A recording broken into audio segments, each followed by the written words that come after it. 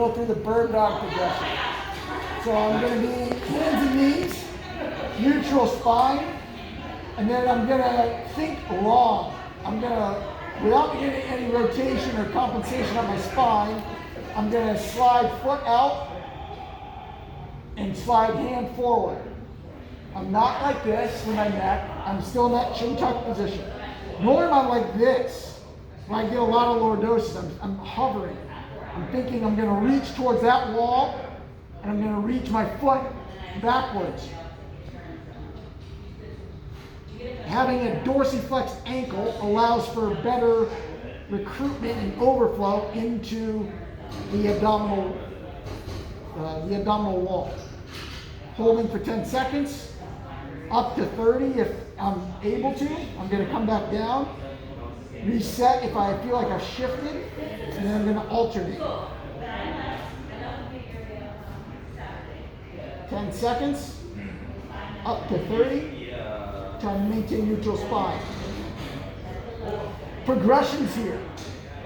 So I want to create a little bit more instability, but without more spinal shear. So it'll look like this.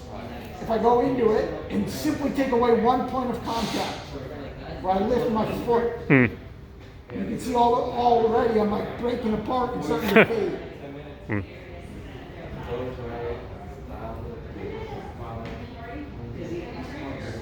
Okay. Other progression would be I'd go up, I'd keep that point of contact, and I'd close my eyes, forcing my body to use my proprioception and my joint positional sense to stabilize myself rather than my visual. Additional progressions would look like this,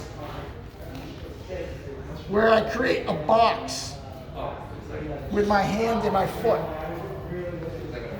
So it would be like this.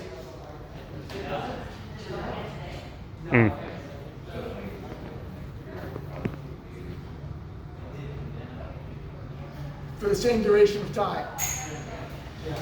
Additionally, I could put myself on a bow suit or an unstable surface that would force more instability, more core stabilization and stiffness.